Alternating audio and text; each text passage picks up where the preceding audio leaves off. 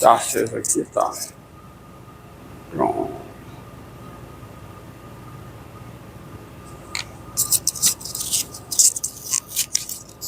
Tá aceso? Uhum. Tá, né? Então pronto, ó. Então vamos resolver essa integral aqui. Integral de, tá? Exemplo de x2, tá? x2 sobre raiz de, tá?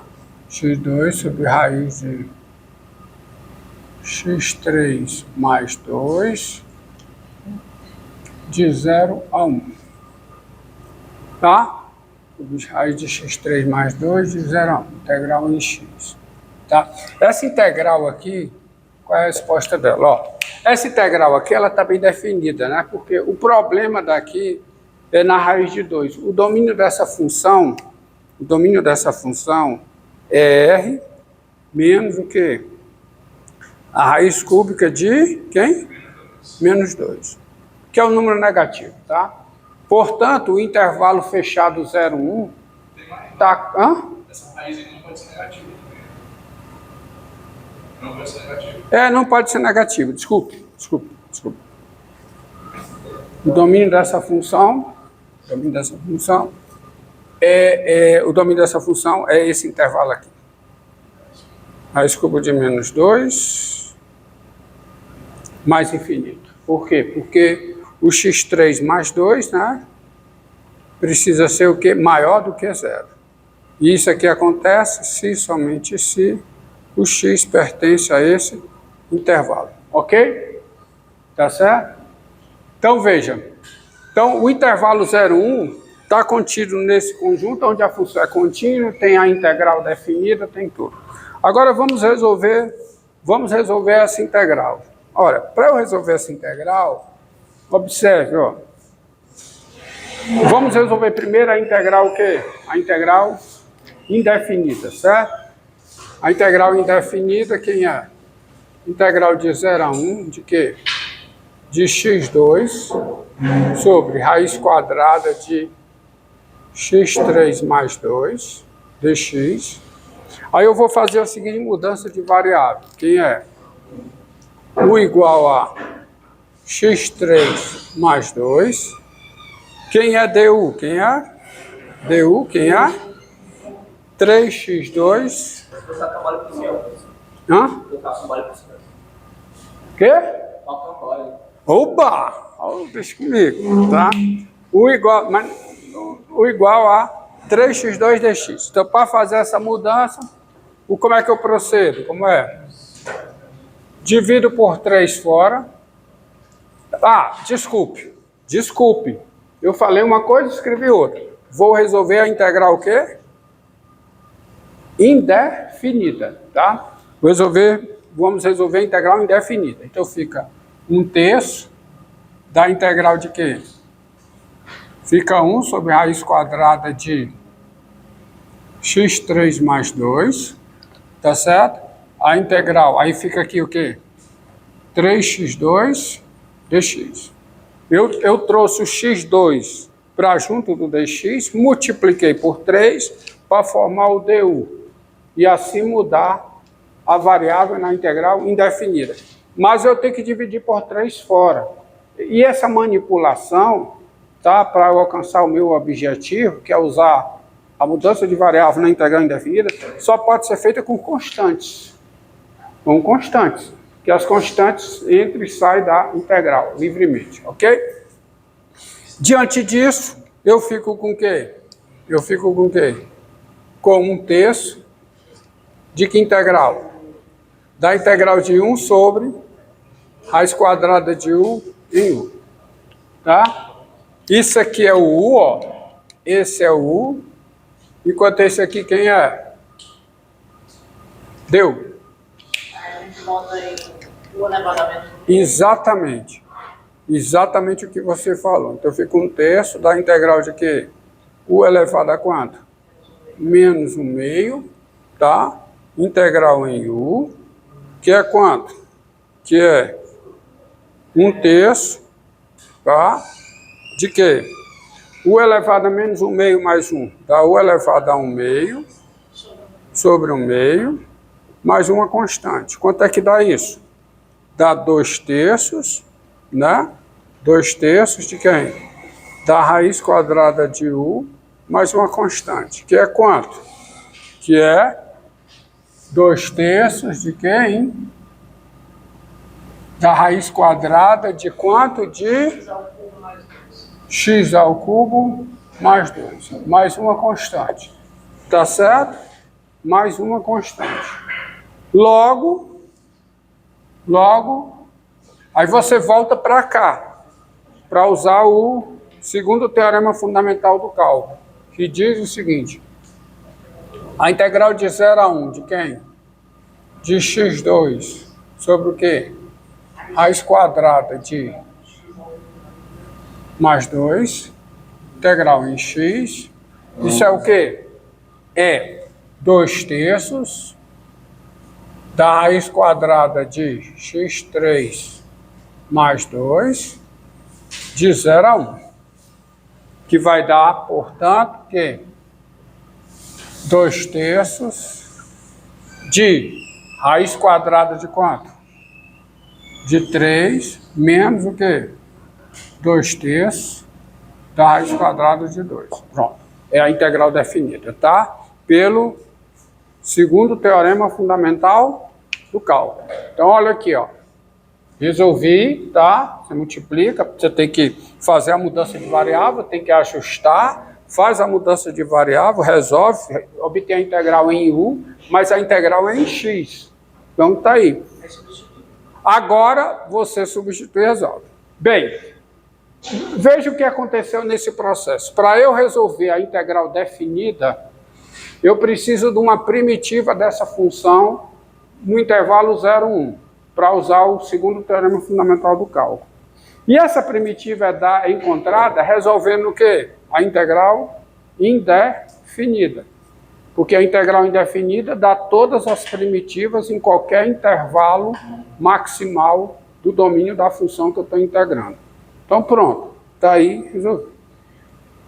Mas eu fiz em 2 etapas, eu separei. Eu resolvi a integral indefinida por conta do que eu acabei de falar e depois eu voltei para a integral definida. Só que há como você fazer a mudança direto na integral definida, desde que vocês tenham certos cuidados. Há uma proposição. Para eu chegar nessa proposição, eu preciso apresentar alguns conceitos para vocês. Conceitos novos. Você já viu o conceito de uma função ser n vezes diferenciável num ponto, ser n vezes diferenciável num conjunto e ser n vezes diferenciável. Ela é n vezes diferenciável quando ela tem todas as derivadas até ordem n, seja num ponto, seja num conjunto, seja em todos os pontos do seu domínio.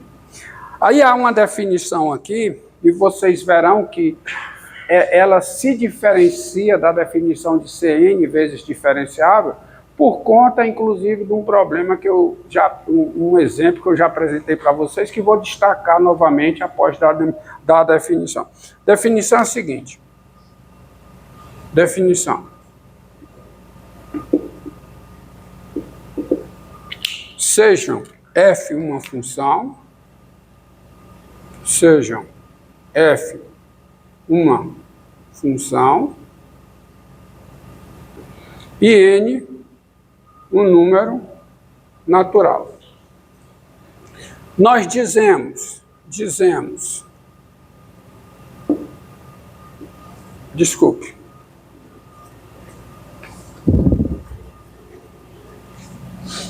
ok? Dado P real, dado P, um número real, dizemos que a função f é de classe Cn em P quando a função f é n vezes diferenciável diferenciável em P, quando a função f é n vezes diferenciável em P, e a n-ésima derivada da f, que existe porque ela é diferenciável, é contínua em P.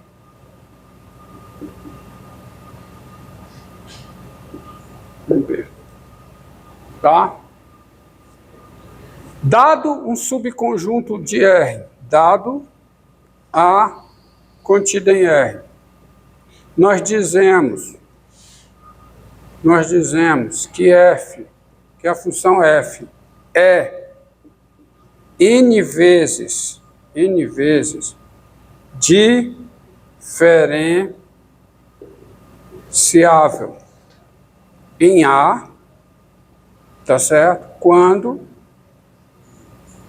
f é n vezes diferenciável em x, qualquer que seja o x pertencente ao conjunto A. Entendido? Ela é n vezes diferenciável no conjunto, quando ela é diferenciável em todos os pontos desse conjunto. E nós dizemos simplesmente que f é o quê? N vezes o quê? Diferenciável. Na verdade não tem esse hífen não, tá? Estou botando esse hífen, tá? Tá? Não tem esse hífen não. É n vezes, 2 vezes, 3 vezes. Hã? Quando f, dizemos que f é n vezes diferenciável quando f é n vezes o quê? Vezes diferenciável em x, qualquer que seja o x aonde? No domínio de f. Entendido? E tem uma notação no cálculo que diz o seguinte, a notação é a seguinte, dado um conjunto A contido em R, e N natural, dados A contido em R e N natural, Cn de A é o conjunto formado por cada função f, por cada f, tal que f é função de classe Cn em A. Tá? Cn de A é o conjunto de todas as funções que são de classe Cn no conjunto A. Elas são de classe Cn. Veja bem, ser de classe Cn significa o quê? Quando é que uma função é de classe Cn no conjunto? Quando ela tem todas as derivadas até a ordem n nesse conjunto, e a n-ésima derivada é contínua em todos os pontos desse conjunto. Tá? E C infinito, e quando você pega C infinito de A, é o conjunto formado por cada f, tal que f é função de quê? De classe Cn em A, qualquer que seja o n natural. Observe que C de classe C0, diante dessa definição, é de C de classe contínua. Porque quem é, por completude da notação, quem é a derivada de ordem zero, a zeroésima derivada? É a própria função. Então, C de classe C0, num conjunto, é C contínua nesse conjunto. E C de classe C infinito num conjunto é C de classe Cn nesse conjunto, qualquer que seja n. E aí as duas coisas, aqui as duas coisas coincidem.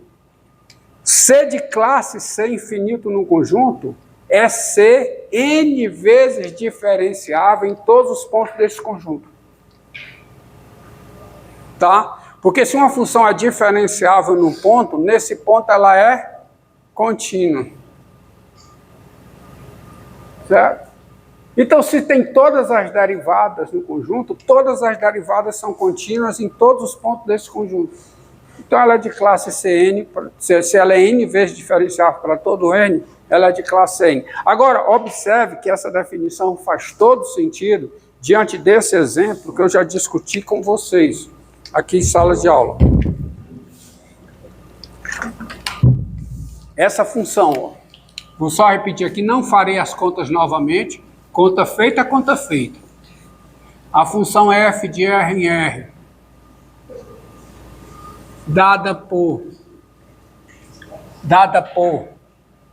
f de x igual a x ao quadrado vezes o seno de 1 sobre x, qualquer que seja x diferente de zero, e,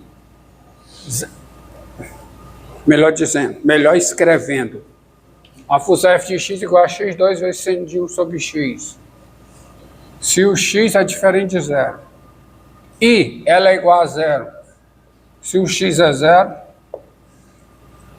essa função aqui, uma vírgula, ela é diferenciável, ela é uma vez diferenciável, só para destacar a notação.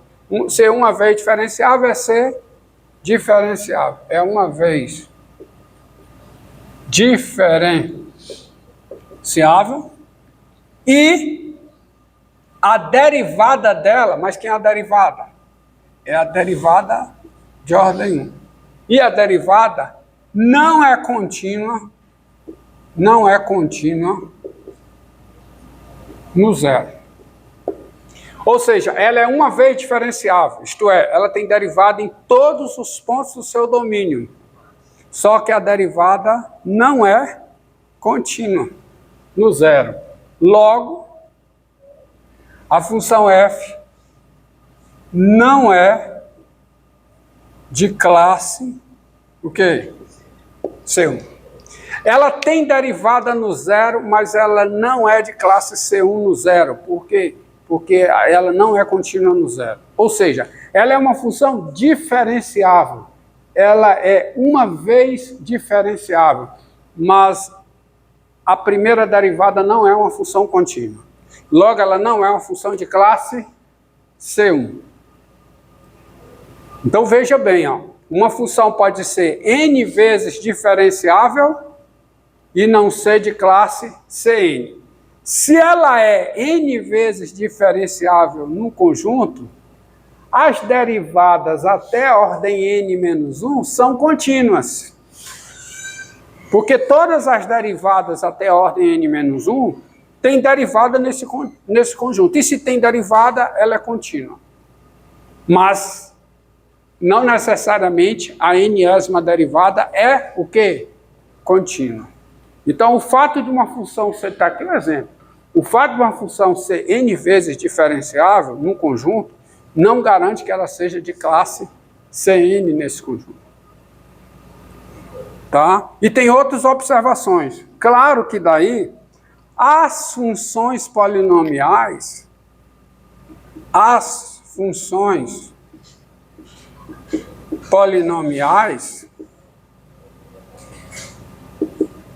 elas são de classe Cn para todo n. Quem é a derivada de uma função polinomial?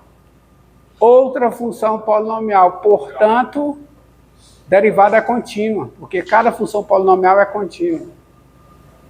Recorrendo a esse argumento, você tem que as funções polinomiais são de classe C infinito, assim como as funções racionais. O que é a derivada de uma função racional? Pela regra do quociente, você vê que a derivada de uma função racional é outra função racional, com o mesmo domínio da função racional original. Porque o que parece é o denominador ao quadrado. Então, e como toda função racional é contínua, as funções racionais são de classe Cn para todo n natural. Ou seja, as funções polinomiais e as funções racionais são de classe C infinito. Então, de classe infinita. Ou seja, As funções polinomiais são de classe C infinito no seu domínio, que é R. E as funções racionais são de classe C infinito no seu domínio, que não necessariamente é R, mas toda função racional é de classe C infinito. O próximo exemplo, que são as funções trigonométricas, elas também são de classe C infinito, mas por causa do seguinte resultado. Resultados que eu vou só mencionar aqui, eles são enunciados nas notas e alguns deles são demonstrados nas notas. E as demonstrações são pelo princípio da indução. Não vou usar tempo da aula aqui, porque senão eu não chego no meu objetivo. Tá? Se eu ficar, vai ficar uma aula muito técnica, só fazendo demonstração, que não vai servir para o que eu quero. Tá? Serve em outro contexto que não é o objetivo aqui. Que são os seguintes, ó. Se duas funções são de classe Cn no intervalo aberto, a soma delas e o produto delas também é de classe Cn nesse intervalo aberto. Assim como, se uma função é de classe Cn no intervalo aberto, o produto dela por qualquer constante também é uma função de classe Cn nesse intervalo aberto. Além disso, se duas funções f e g são de classe Cn no intervalo aberto, e nesse intervalo aberto g de x é diferente de zero em cada ponto x desse intervalo, se g de x é diferente de zero em cada ponto x desse intervalo, o quociente das duas funções também é de classe Cn nesse intervalo aberto. A mesma coisa vale, tá certo? Vale também para se o intervalo for fechado, mas aí você considera as restrições da função a esse intervalo fechado. Se as restrições de duas funções, tá certo, são de classe Cn no intervalo fechado, a restrição da soma e a restrição do produto também é de classe Cn nesse intervalo fechado. E vale os resultados análises, multiplicação por produto, quociente, tudo. E daí sai que se duas funções f e g são de classe Cn, se a função f é de classe Cn no intervalo aberto I, e a g é de classe Cn na imagem de I pela função f, a composta das duas é de classe Cn. Então vale tudo, está mencionado, alguns está demonstrado, outros eu peço para fazer demonstração, é um exercício de indução, tá? Entendido? Aí sai que as funções